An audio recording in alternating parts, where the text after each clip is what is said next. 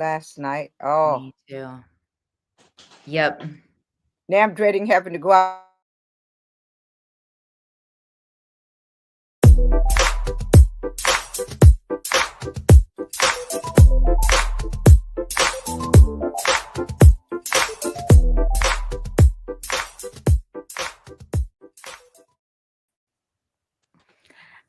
because I know I'm going to be Well, out. good morning, everyone, and welcome. Looks like we have everybody on. We were having, that's why we're a little late. We were having some difficulty getting one of our guests on, but she's here. So, every day we rise is a great day to be alive. And welcome to the Portsmouth Coffee Talks podcast this morning. And we have some special guests with us this morning, and Mia will introduce them. By this being Women's History Month, wanted to bring on Portsmouth women in politics. And let me give you a little bit of history here. You know, Portsmouth was established as a town, and it wasn't until 1980 that we had the first women on elected to council. And it started with Gloria Webb, who eventually became mayor, Gloria Webb, from 1980 to 1996. Then there was Senator Lucas, who is now Senator Lucas, who came on in 1984 to 1991. Then there was Molly Randall from 2002 to 2014, and she was joined briefly by Elizabeth Simmons from 2004 to 2010. She took a little break, and she came back in 2013 and served to 2020. And then there was Lisa Lucas Burt, who served from 2016 to 2024. And the last three women I mentioned all served as vice mayor. And and it's appropriate that we have women on council now because the percentage of women in the city of Portsmouth is 52% compared to men at 48%. So, and as I look back over the history, it was pretty much it's been like that for years. So it's appropriate now that we have representation, that women have representation on council because of the demographics. You know, simply because of that, and plus for a lot of other reasons, probably will be discussed here today. But I want to thank you, ladies, for coming on. And Leah, will you introduce our special I guest today? will be more than happy to introduce these young ladies. Um, we know that women in government play an essential and transformative role in shaping stronger, more inclusive communities. Their leadership brings diverse perspectives, innovative solutions, and a deep commitment to service that drives meaningful change. From local level to the national level, women consistently demonstrate resilience, compassion, and strategic thinking, qualities that are vital in building policies that uplift families, strengthen economies, and ensure justice for all. Following in the footsteps of those great women that James just shared with us, we have two amazing young women who are now on the city council. And I am pleased to share that once again, we have these two beautiful young ladies, and it is my distinct pleasure to introduce an esteemed leader, dedicated public servant, and proud advocates for the city of Portsmouth, Councilwoman Yolanda Edmonds Thomas. Councilwoman Thomas has consistently demonstrated her unwavering commitment to uplifting our community, championing initiatives that promote economic growth, education, and social equality. As a lifelong Portsmouth resident, she understands the unique challenges and opportunities facing our city and works tirelessly to ensure that every voice is heard. It is also my honor to introduce another dedicated public servant and passionate advocate for the city of Portsmouth, and none other than Councilwoman Kitty Bryant. Councilwoman Bryant has shown exceptional commitment to the residents of Portsmouth, working diligently to promote progress, unity, and positive change throughout our community with a strong focus on public safety, economic development, and quality of life initiatives. She's been a driving force in ensuring that Portsmouth continues to thrive. And this morning, we want to say welcome during Women in History Month to two fantastic young ladies. I am just so happy that you're here. And most of all, I am so happy to see two ladies on council together, because with these two ladies, we can make a difference. Okay. So welcome to Portsmouth Coffee Talk, ladies. Welcome to Portsmouth Coffee Talk. Thank you. Thank Thank you. you. That was awesome. Thank you. Yes. Wonderful. Good morning. Bright and early. So ladies, we're just so happy to have you all here. And I know what your service has been in the community, and we are grateful for the service that you have shared in our community thus far. And we know that greater and better things are in store for the city of Portsmouth because you are there, and you can shut down that testosterone some, make it a better playing field in order to get work done, which I know that you will do. Now, I understand you're just coming off a retreat. I don't know how much you Yes. can talk about what happened at the retreat, but what is your vision for Portsmouth? Well, what's your vision for the council, first of all? And then what is your vision for the city of Portsmouth? Either one can start Oh, first. okay. Kitty, do you want to go first? Sure. I'll start by saying we can talk about the retreat. It was held as Yes. an open meeting. So yeah, it was wonderful. We had plenty of time for us all to come together and participate in the process as council members, but also the city leadership was there. Our department heads were there. So one of the exercises we did first off the bat was to create a vision as a council and leadership team for the city. And a mission statement. So we accomplished that right off the bat, and then we're able to direct our conversations for the rest of the retreat around that vision and that mission statement. So I have a feeling that we're going to announce it at our next council meeting. I'm not certain. I don't know, Yolanda, what do you think? Do we want to share it today or? No, because Okay, I you don't think think we we should should share it today. No, Okay. because So, yeah. we will encourage you all to follow us at the next council meeting, where I believe we will be sharing the official mission and vision statement that we created. But I'll just say that if it supports all aspects of the city that we want to see grow and thrive and become more vibrant over the next several years. And I'll let Yolanda go a little bit from there. Yeah, Okay. that's a great segue, Kitty, because your question, Miss Leah, was what is our vision, and talk about the retreat. And I think the retreat really was about what Kitty just said, establishing our vision. We each come to the council with our own individual, things that we ran for, things that we talked to the community about bringing for Portsmouth.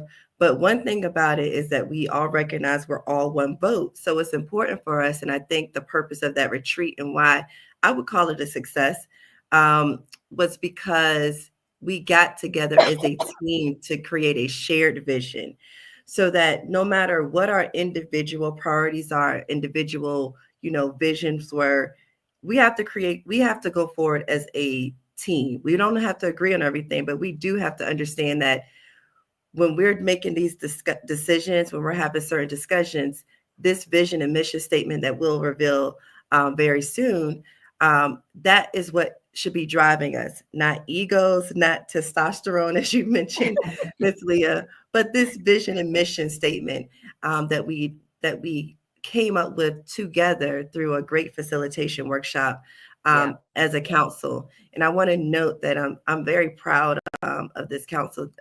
We all were in attendance. We all were fully engaged, and I think it was a great retreat. If anyone was there or could speak to any of the public that attended as well. I'm so happy to see that you all had a retreat, because for so long the council did not have a retreat where they can come together to discuss the vision for the city.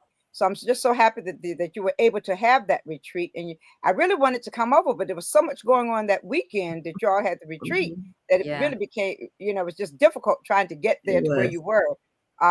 But I'm glad to hear that everyone was there and everyone was working together. And that's a good beginning for the city of Portsmouth, because we've had such divisiveness in the city. It's good to see the council coming together and trying to come up with that plan, come up with that vision, and prayerfully, you all in that plan, you will be engaging the citizens in the decisions that are coming forth in that vision. So prayerfully, that's what's going to take place. So I'm just happy to see that that has happened, and we just look forward to seeing it. I guess we all need to be at council meeting at the next session in order to see what that vision is that you all have come up with. Yeah. Well, it should also be on our website, our communication Right. stuff.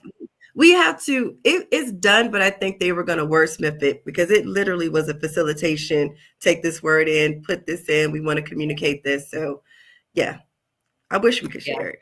And it was such an interesting process because we all, like Yolanda said, we all contributed, and we literally took words and said, well, what about this word versus that word? And it was a process of creating the vision, but also highlighted the importance of us listening to each other, taking turns. It was an exercise in cooperative leadership for sure. And it was a wonderful way to start the retreat.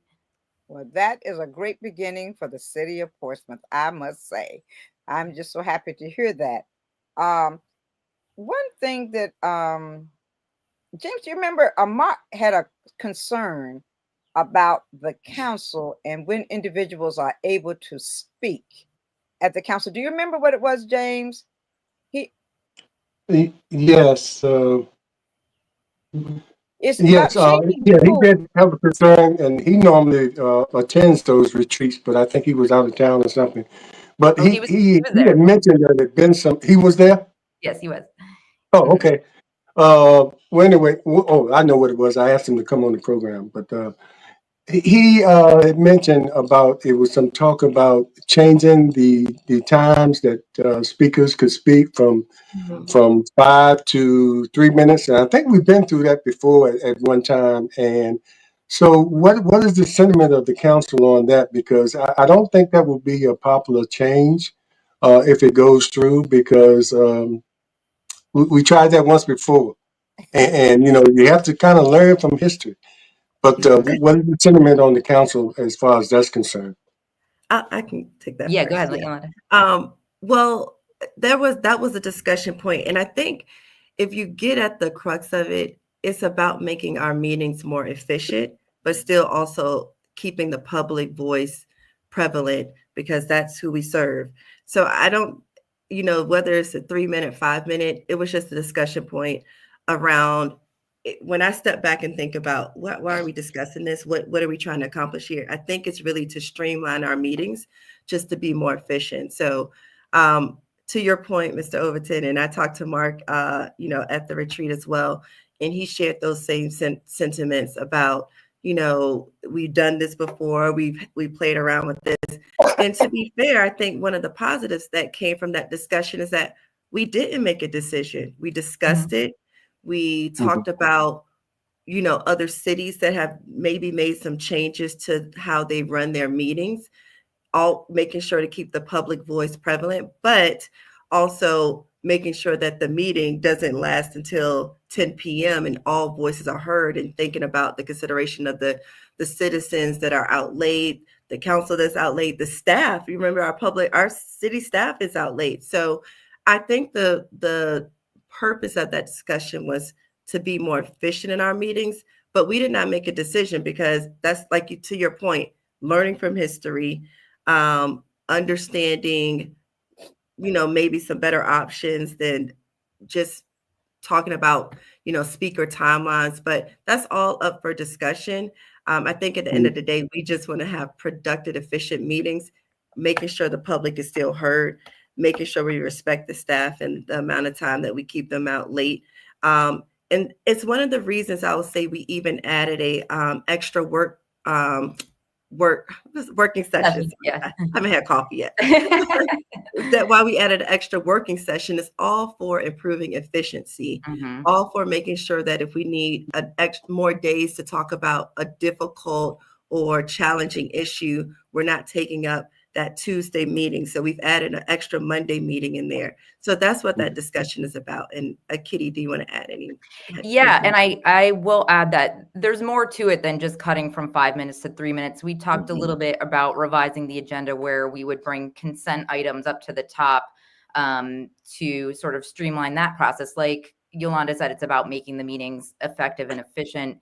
But public speakers would still have 3 opportunities to speak within the agenda. So It's a little technical to get into right now, but I will say that one thing Yolanda and I have talked about as new members of council is the importance of communicating with each other, with council, and with the community. And something like a change in public speaking and how we do it in our meetings is a great example of, we recognize that we want to improve processes and efficiency within the city, within the meetings, but also within City Hall.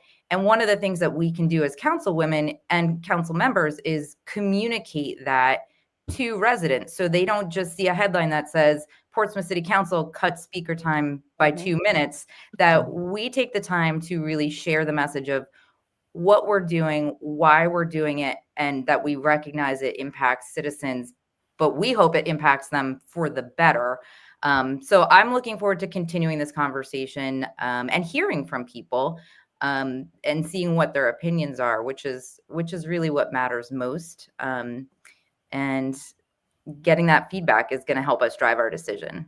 You know, and Yeah, communication. I think the main thing is what you're doing now, explaining the process, and probably will make sense. And this covers a lot of areas, explaining the process. I think what happened before, it was more of a retaliatory thing against some people that were speaking that they did want to hear from, and that decision was made based on that and not particularly on efficiency or what you're describing now.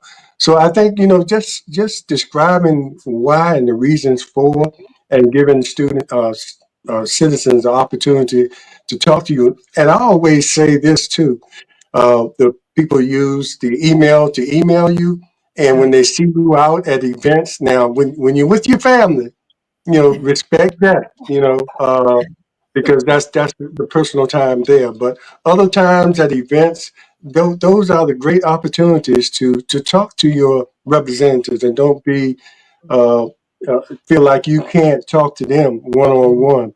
And those are the times where you need to get those, because you're not going to always get explanations as detailed as you do at council meetings. And Yeah. so I appreciate you all explaining that, because if it comes to that, then it's probably a real reason for that. And citizens will benefit as well as the council meetings being more efficient or shorter, to put it in true words. So thanks for that. Sure. Let me ask you this: in on prior councils, the council has gone into the community to hold some of its meetings.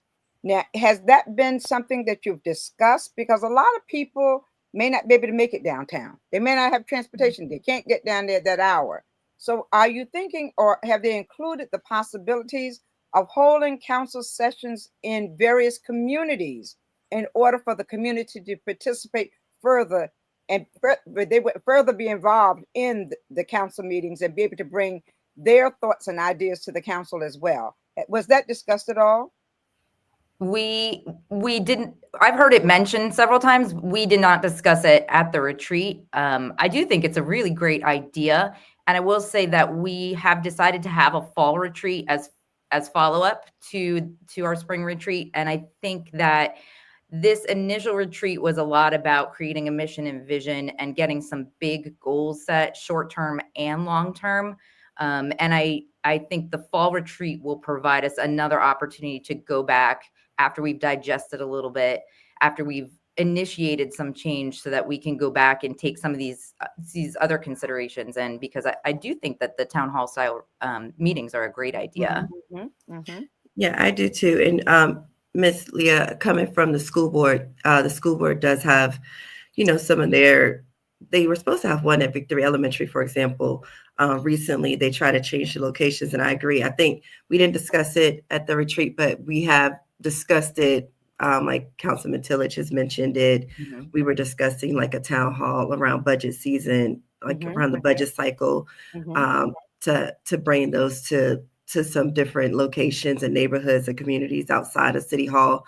But no, we haven't made a decision. I think in the meantime, what I know we're probably all making a better effort to do is get out into our civic leagues. And of course, that's not all of us together. So I can see why that's not, the same thing, but just being more readily available at all of the civic league meetings, making as many of those as we can, taking turns of which ones we go to hear directly from our citizens and bring that back to council is kind of the stopgap right now. But I do think we should look into having some of those town hall type city council meetings to be in our communities more.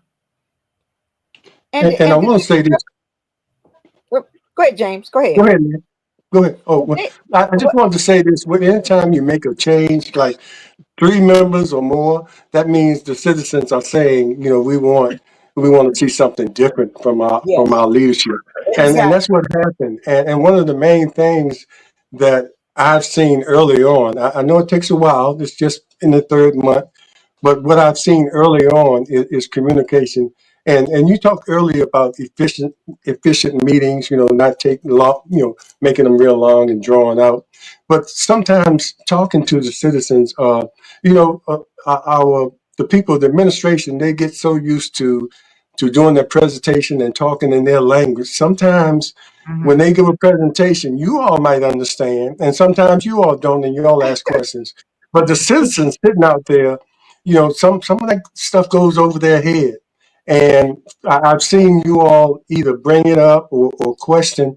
You might even know the answer, but thinking about the citizens, you question them about certain aspects of their presentation to make sure they can make it more clear to the people that are watching or sitting out there in the audience. So I really appreciate that, and I hope that continues. You can't answer everybody. Sometimes you have to refer them, but there are certain times where it needs to be brought up. And the second retreat is a good idea too, because the communication between council members is so important. We've seen that in the past where a meeting to come up and certain council people didn't know that a Exactly. certain thing was coming up. And you don't need to be blindsided in the public eye. And so those, whether you agree or disagree, those things should be taken care of ahead of time. So I want to applaud you all for communicating with the audience in real time, which we were missing some of that, Yeah. before. I will say, Yolanda and I had a conversation with the city manager where we asked him to make sure that he and the department heads don't use acronyms when they're introducing a new program to us or in a presentation, because when you're, like you said, when you're in your mode and you're just going through what you're talking about, it is hard for new people to pick up on some of the lingo. So the staff has been absolutely wonderfully supportive in giving us information and preparing us for meetings and explaining the processes to us as we've learned in the last few months. And one other thing, Leah, before you go, one other thing, I'm sorry, but one other thing, and then I'll back off and let you continue. I saw the meeting you had between the school board and the city council. And one thing I was pleased with, that you all committed to having more meetings, not just the annual meeting once, but more meetings as time goes on. So the roles of each body can be clearly defined in the eyes of the citizens. And it's not animosity between the two bodies because they have the same purpose. Exactly. And that should be cleared up. So how do you all, and Yolanda, you served on the school board, so and uh, Kitty, you have been a civic league president and involved with the schools and everything. So that's your niche. So how do you all feel it's going so far with the relationship between the school board, and is it something that will continue, because especially going into the budget season? Well, I think, to what we kind of the theme around our discussion here today is communication, constant communication, constant communication. Aside from just serving on the school board with 2 women, Kitty and I both have kids in Portsmouth Public Schools at different levels, elementary, middle, and high school. And so we have a perspective of wanting the schools to succeed for our kids and everyone's kids. Mhm. And so I think coming with that forefront and like we want the schools to succeed. The school board wants the schools to succeed. And we know even at a federal level, with the talk about, trying to dismantle the Department of Education, Mhm. public schools are going to need even more support from their localities, their Mhm. states and their localities. Because if you don't have I don't know what's going to happen with the federal dollars. But thankfully, we have 2 state legislators that are fully supporting Portsmouth Public Schools, and I believe we have a city council fully supportive of Portsmouth Public Schools. So I feel so far the discussions, like our first meeting, went well and into the eyes. It was just a straightforward. This is what we need as a school system, and council having the moment to ask questions about understanding where some just the vision of the school as well. And so I think if we continue with those type of open dialogues and those type of work sessions, then that only can improve the schools and city council relationship. And one thing I do want to point out is during that meeting, one of the perspectives I think just being a mother and coming off a school board that I can bring is, hey, as a city council used to ask a lot of questions about daily attendance, truancy related to the schools. And coming from that standpoint to a city, I'm like, wait, we have some responsibility there too, because a child can't get themselves to school on their own. That's a Mhm. family issue. And guess what? The city deals with family and social issues in our behavioral health care department and our social services department. So that's the insight I'm bringing to the city council. Like, hey, we have some work and strategies to do and develop in our programs that directly play into the success, students' attendance, daily attendance, truancy, all of that can flow from us and what we provide support to directly to the school. So having that type of dialogue, I think, is helpful. And we definitely had some of those discussion points during our joint session together. Yeah. Well, Yeah. that balance is great because Yes, the two have to work hand in hand in order for exactly. the city to be successful. The schools have to be successful. So Exactly. I'm glad to see that dialogue is taking place, and prayerfully we can get some changes because, like you said, kids can't get themselves to school. The parents not there. Kids taking care of their sisters, their siblings, and they got to get them ready before they come to school. It makes a difference, and we have to realize what children are facing before they Mhm. get into the school setting. We Mhm. see them coming in late, and you're mad, and because they're coming in late. But why are you late? Sometimes you have to start a dialogue with the child as well. So I'm Yeah. glad to see that focal point is taking place as well.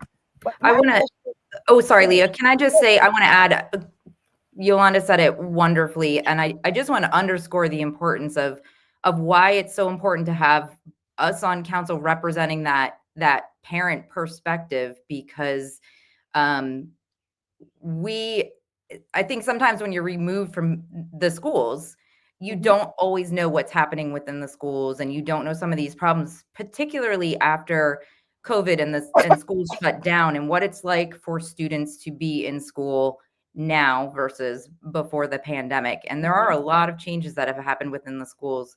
And it's different. Serving students is definitely different, and it's a challenge for our teachers and for administrators to address student needs now.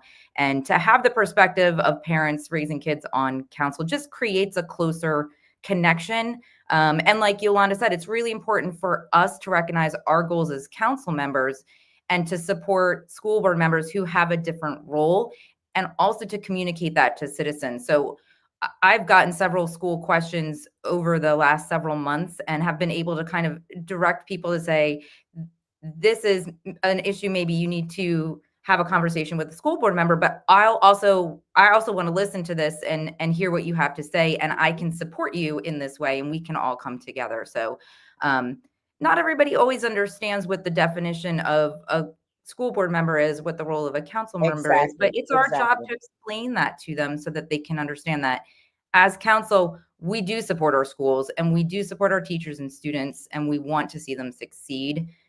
And how can we all do that in our roles as elected officials? Mhm. Very good. And we want to say we're just happy to have Councilman Vernon Tillage who's watching at this time, as well as Denzel Glover and Sharice Orton. Thank you also very much for watching this morning.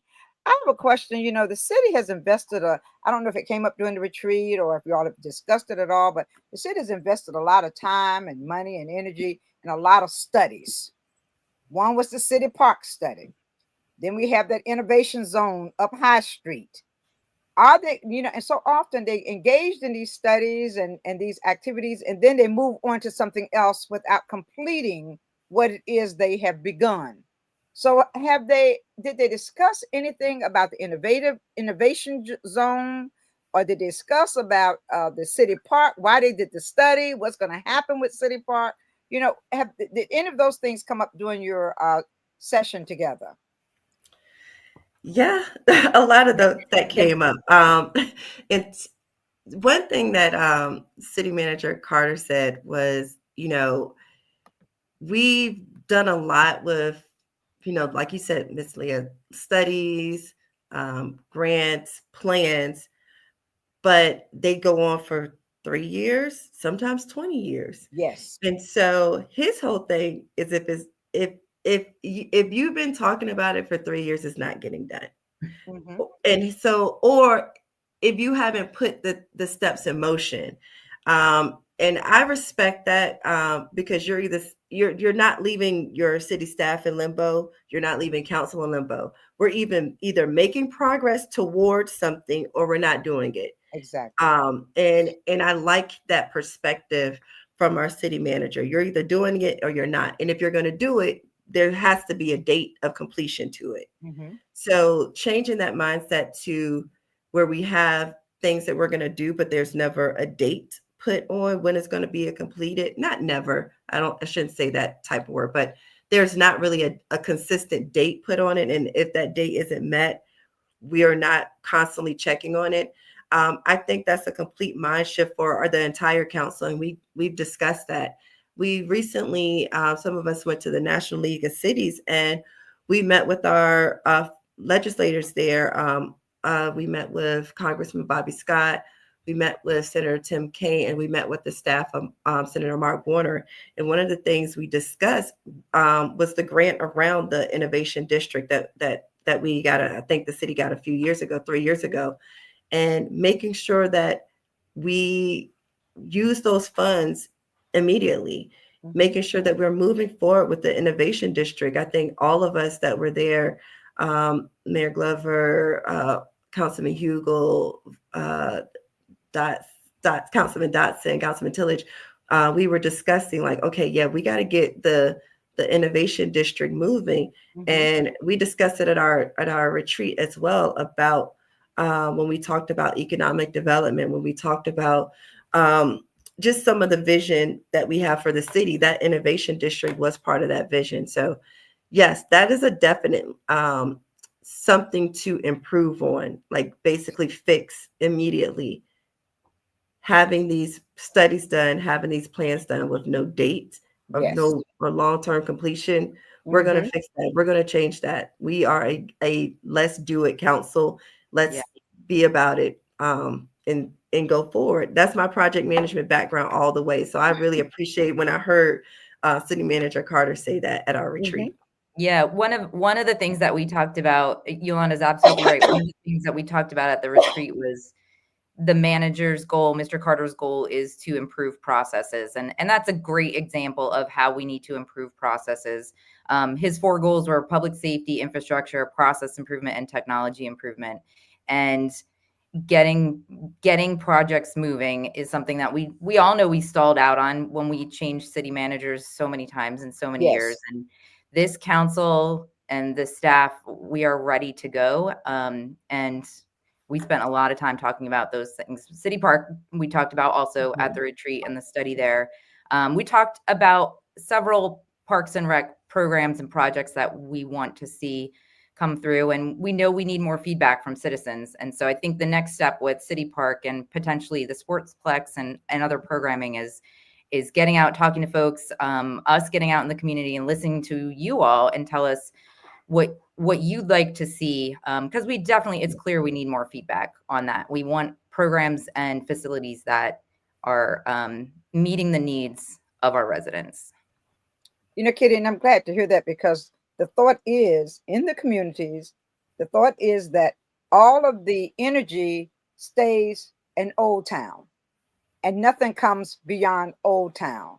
So it'd be good for the citizens to see that you are focusing beyond Old Town and you do have plans for those communities that are on the other side of town.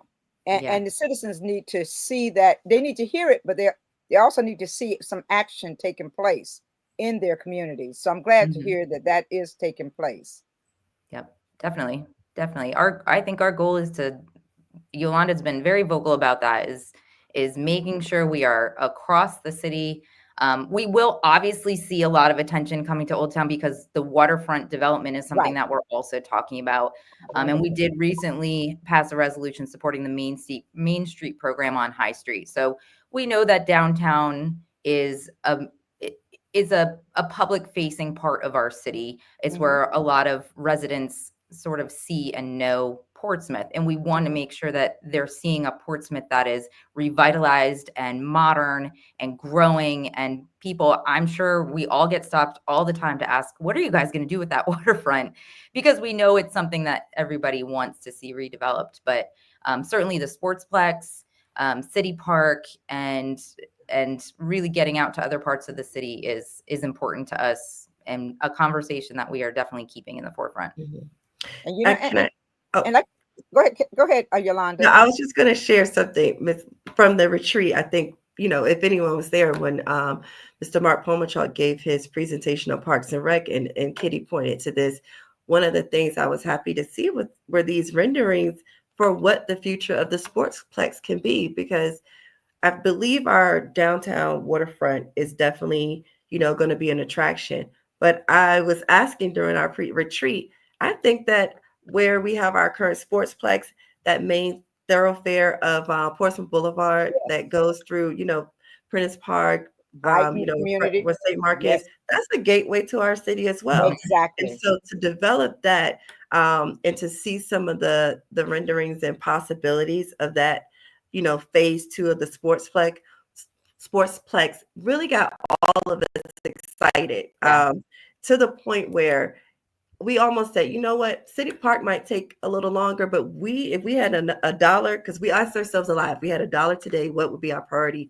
That Sportsplex phase 2 was, I think, consensus a lot of our priorities that we want to follow up with, in addition to the waterfront and the innovation district. But when we talked about Parks and Rec and, talking between the City Park golf course phases and the next phase of the Sportsplex, we really all got excited about what we could do with that Sportsplex. That's wonderful. Definitely. And as you say, that is the gateway to downtown as well. Yes, absolutely. I just wanted to say that's refreshing to hear as someone who started serving on boards and commissions in the 90s, and the Planning Commission and EDA and all those really important boards. Some of these things we're talking about now, we talked about back then. So you can see the frustration, you can feel the frustration I might have and some other people in my generation, that we were talking about this, especially that connection between Old Town and Midtown, where I see Norcom and the social services place is. That's been in the works for forever. So it's refreshing to hear you all bring that up and prioritize that as something. I just wanted I had to ask this too. We had a show some time back about the importance of, when you're on city council, you don't have to declare if you're a Republican or a Democrat. But we had a show some time back talking about the importance of it and how important it is to some people. And I think the consensus is it wasn't that important. But when you start thinking about the national scenes or what's going on there and how that can affect the localities, especially now.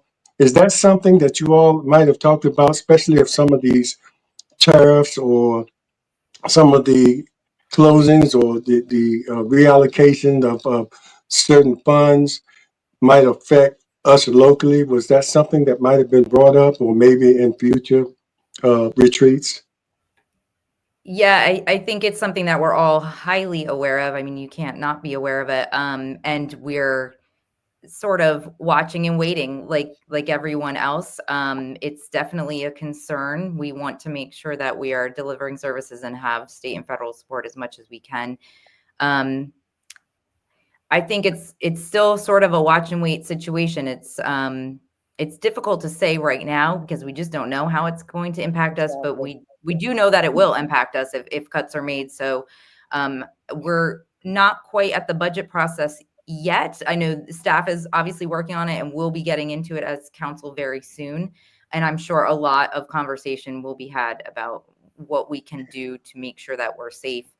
It's really been interesting to me in the last few months to step onto council, knowing that we are here to create local policy and address local issues. And one thing during the campaign, and I'm sure Yolanda ran into this too, is a lot of people do want to know what is your party affiliation or how do you feel about these national issues? And really, we can affect what we can affect at the local level. But that said, we do meet with state and federal representatives and we stay in communication and connection with them quite a bit. So it's now interesting as someone sitting on council to see how those connections work going up the levels of government, and that we do have the ability to engage in these conversations. And I'll let Yolanda add from there because she was in DC last week, which is wonderful. Yeah.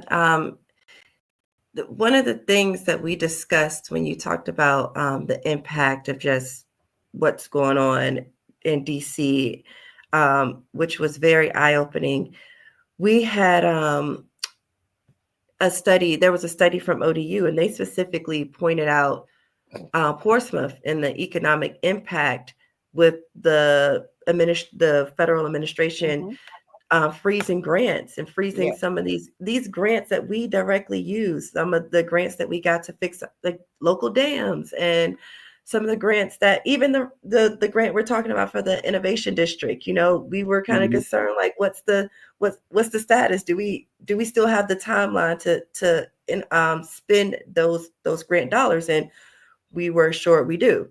But those different grant freezes, they don't just have an economic impact on the dollar amount of the grant. ODU pointed out that Portsmouth alone would have a $1.1 billion economic impact, just due to workforce, the money that we allocated to fix certain things, not fixing those things, and the long-term economic impact to that. So we actually thank you so much to our legislative guys. She put together this great package for us to really discuss these particular points with our legislators. So we talked about that impact to each of them and said, hey, we need you to fight at this level for Portsmouth. And so that's really important. And I think on the state level, I saw that they have put together I'm going to get the name wrong, but kind of an economic emergency committee type thing. I forgot the name of it. I saw that Senator Lucas posted it recently. And Speaker Scott had also, Speaker Scott had also mentioned that. But I think from the top down, from a local level, what Kitty's saying, we're all continuing to discuss with our state and federal legislators, like, hey, do not forget Portsmouth. We are here. We want to plan and be prepared for whatever might come. We have definite impacts from the federal level with Norfolk Naval Shipyard, with Norfolk Naval Hospital, and with a lot of grants that we've, have been in the works for a few years that we're now just getting to. This can impact us in a great way, and we are being out in front. That's why we're going to DC. That's why we're going. Kitty was with us. We all went to Richmond together. Can't remember the name that day we went, Kitty, but we all went to Richmond together to talk to our state legislators as well. So that's why we're being proactive in saying, this is the impact of Portsmouth. How can you help us minimize that? And we're all working together from the top down, bottom. We're all working together to try to minimize those impacts. Yeah. That Yeah, and is. everybody has the right to have their own political affiliations. You know, I respect that. But one of the things we have to be aware of is how your citizens voted. In the last presidential election, you had 68% Democrat voted for the Democrat, and you had just 29% that voted Republican. Now, it could have been the other way. So you have to be conscious of how most of your citizens voted when you're looking at the national scene and how it's going to affect our communities. So just wanted to bring that point out. Mhm. Well, as we are quickly approaching the bewitching hour, I would Which, like the bewitching hour. I would like to give each of you all an opportunity. Is there something on your heart that you want to share? I know Yolanda's theme throughout her campaign was home, home, home. So, what do you plan to That's do right. for home, Yolanda? And then, Kitty, That's right. I want each of you all to just give us a few minutes of what your heart's desire is for the city of Portsmouth. That is so. You're right. My theme since running my word is home, but I have to add to that. It's also been community. Mm-hmm. So being being on council for what is this going on month 3, Mm-hmm. um, and talking to the citizens, engaging with them. You know, I just did a reset walk, going to some of the civic league meetings, still going to our churches, and going to our state and federal level. One of the things that I definitely want to bring forth is change, immediate change, and results for our community. And Kitty said, I've been vocal about, hey, we're going to develop downtown, but don't forget Mhm. our other communities. And Mm-hmm. so being a voice for our other communities, including a voice for the vision of Portsmouth, is very near. It's something that's important to me. I was the sportsplex. I'm going to keep going on that because I actually had a vision, and I don't ever run or do anything without a vision first. And so I had a vision for what that sportsplex is going to look like. I didn't know how I was going to get there. I wasn't even on council at the time. But one of my goals is to have us in motion for that sportsplex. This is my individual goal. I'm talking individually, to have us in motion, for that sportsplex, aquatic center at that sportsplex, for our community in the works Mm-hmm. within the first 2 years of me being on council. Because I think and that, for the yeah, and schools for as the well. schools, and to your point, Miss Leah, people need to see an actual physical change to know that you care about them. We can talk, we can put policy in place, which is our job.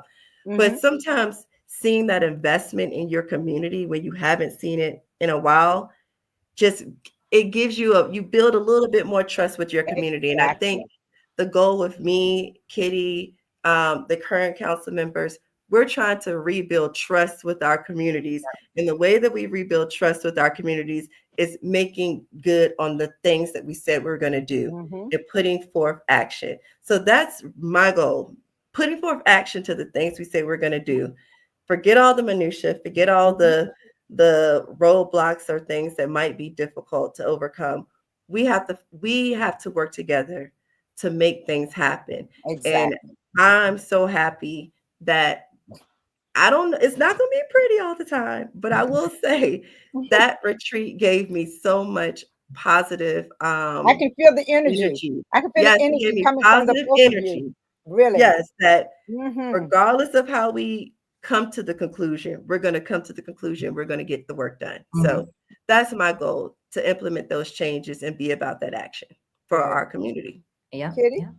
And I think this is so interesting because I didn't really realize this, but this really highlights Yolanda and my backgrounds, where she comes from an engineering project management background, and my background is in communication and education. And one of the things that I think we realize on council retreat is that we all come from these different backgrounds and we all speak to a different goal of the city, whether it's healthcare or engineering or communication, education, the military.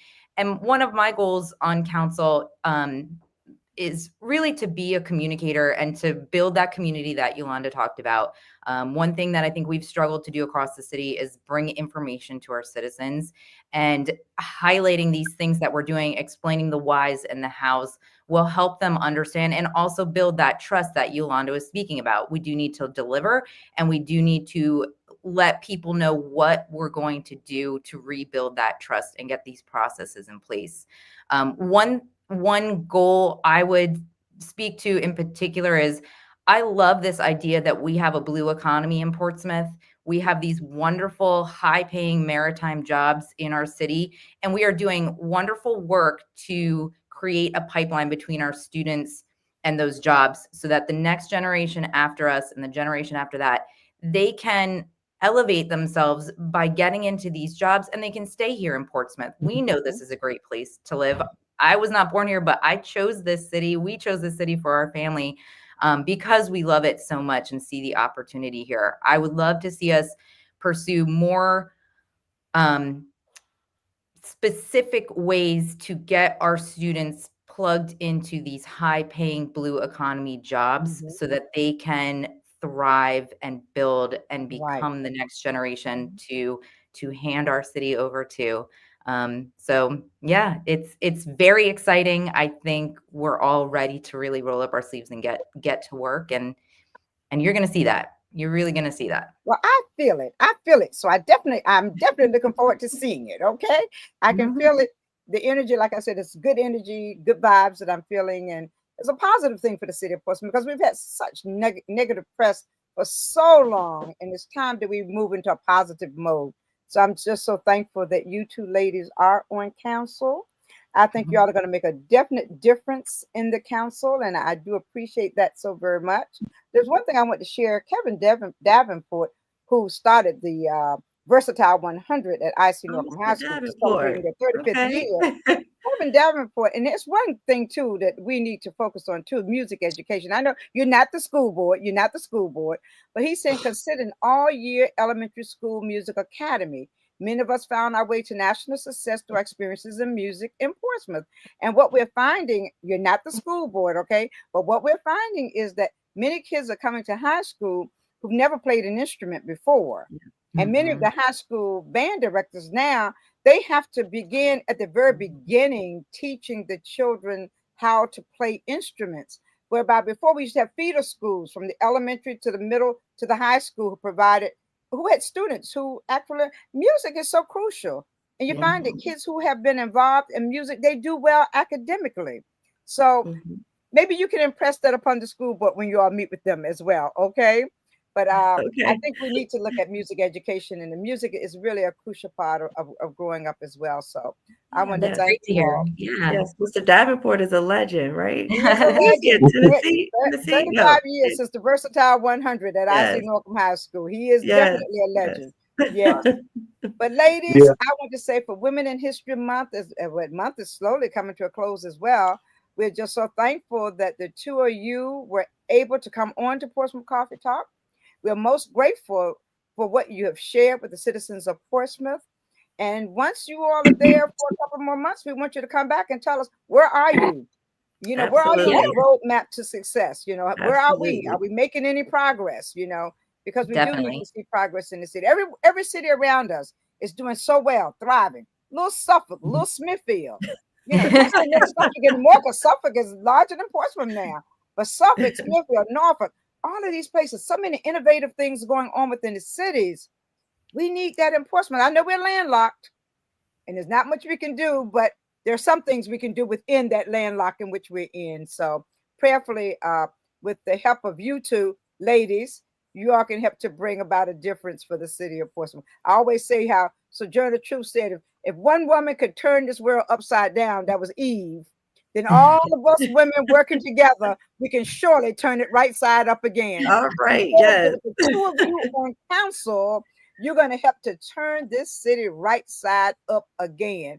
And I'm looking forward to joining you as you go into this adventure. Thank you all so very much. James, I'm sorry, I gave you a few words. I just had to get that in, James. Yeah, that's okay. I'm glad you brought that up, and especially the part about it's appropriate to bring up school board issues here because the funding starts here. So, That's right. you know, That's right. so that's a good point.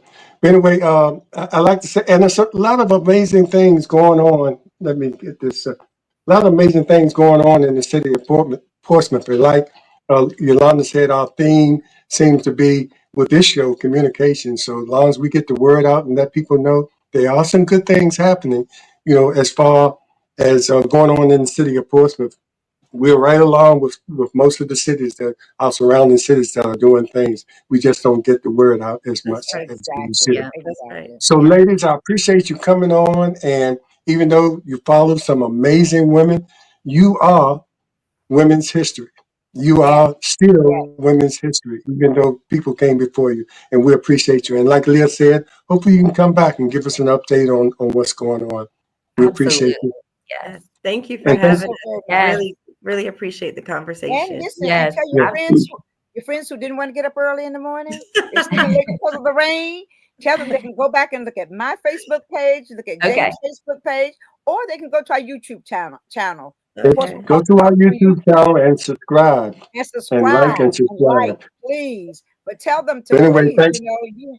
you have to oh, Patricia Pippin says, thank you for the motivating goals.